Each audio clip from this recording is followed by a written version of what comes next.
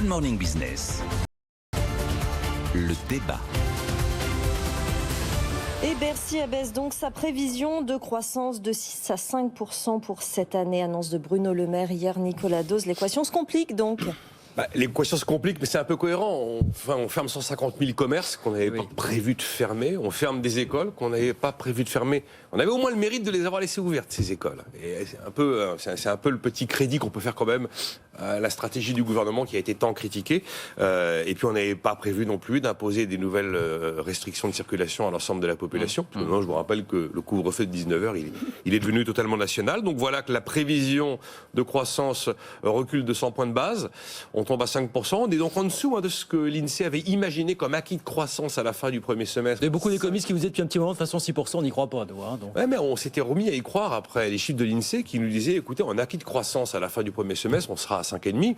Il y avait des raisons d'imaginer qu'on n'allait pas faire zéro au second semestre, et au contraire, parce que normalement il s'annonçait mieux et qu'on pouvait espérer peut-être les dépasser, les 6. En tout cas, Bruno Le Maire nous dit, ces chiffres, ils sont justes et ils sont sincères. Alors mécaniquement, à partir du moment où vous révisez la croissance, vous révisez aussi le chiffre de dette. Donc le chiffre de dette, il passe d'une prévision de 115 à 118% du PIB cette année, et vous révisez à la hausse le chiffre du déficit qui passe d'une prévision de 8,5 à 9% cette année. Voilà ce qu'on peut dire des chiffres. Alors, je ne sais pas ce que ça... Est-ce que ça change fondamentalement l'histoire ? Est-ce que ça change fondamentalement l'histoire ? Grand espoir d'une reprise forte 2021. Moi, je pense que effectivement, Bruno Le Maire était obligé de réagir, était obligé d'annoncer que il y avait confinement, donc il allait y avoir conséquences sur la croissance. Maintenant, c'est Bruno Le Maire qui, ici même, il y a pratiquement un an, jour pour jour, disait « Je ne suis pas Madame Irma ». Une interrogation que l'on lui faisait sur comment vous voyez l'avenir et comment vous voyez la croissance de 2020. Alors effectivement, je rejoindrai un peu ce que disait le gouverneur de la Banque de France, François Villeroy de Galhau, qui disait, écoutez, ça change tout le temps, donc nous on ne va pas changer tout le temps notre prévision de croissance, on se cale à 5,5%. Et puis on verra effectivement comment se fera la sortie de ce confinement, où on en sera sur la vaccination. Thierry Breton, le commissaire européen, a dit, mais rassurez-vous, à la mi-juillet, tout le monde sera soit vacciné, soit... Immunité collective en Europe. Soit parce que les gens auront eu la maladie et donc il y aura une sorte d'immunité naturelle qui se sera constituée, soit ils auront été vaccinés.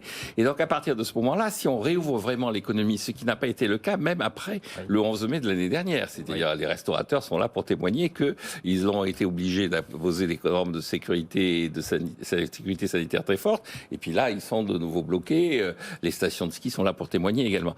Donc si véritablement au 14 juillet, à la mi-juillet, on réouvre toute l'économie, le rebond peut être beaucoup plus spectaculaire encore que celui qu'on avait connu au troisième trimestre de 2020.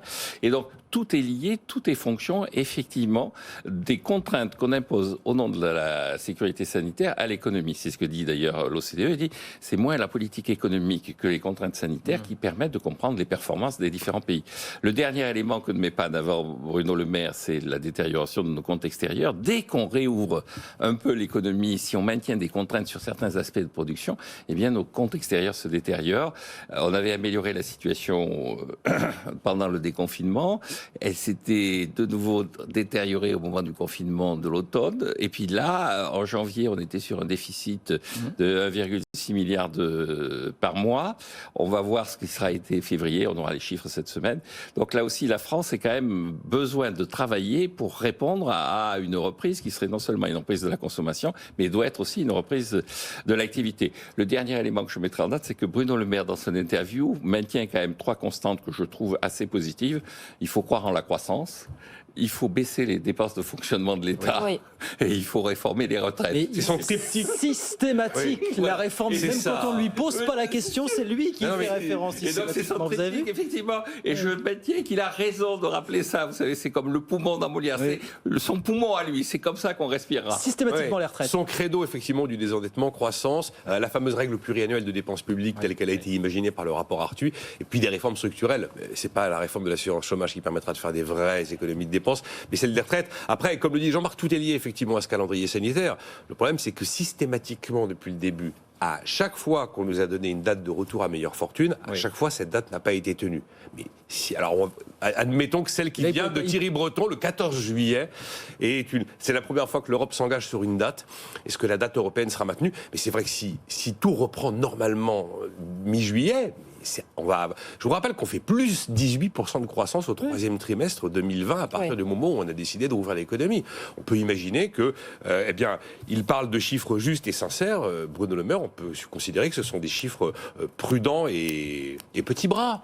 En imaginant que ça repart. Mais qui peuvent être beaucoup plus ambitieux finalement. Mais mais si ça repart, il n'y a aucune raison qu'on ne fasse pas nos 6,5% de croissance en 2021. Je ne vois pas pourquoi. Et Bruno Le Maire pourra s'en féliciter. Mais absolument. Après, il faut pas. Il est obligé, lui, compte tenu qu'il est gardien des comptes publics, notamment vis-à-vis du Parlement, il est obligé d'actualiser ses prévisions de croissance. Peut-être qu'on aura une loi de finances rectificative qui, lorsque vous en faites une, vous oblige absolument à inscrire de manière chiffrée une prévision de croissance, une prévision de dette, prévision de déficit. Mais enfin, il navigue un peu à vue comme nous. On ne va pas lui jeter la pierre sur le fait qu'il pense que ce qui se passe en ce moment aura un effet de ralentissement. Mécaniquement, oui, mais ça ne donne pas l'ensemble de l'équation pour l'année. Eh ben, on verra ça au 14 juillet, messieurs. Ça arrive bientôt. Merci beaucoup, Nicolas Do, Jean-Marc Daniel. Merci, messieurs, d'avoir été avec nous ce matin.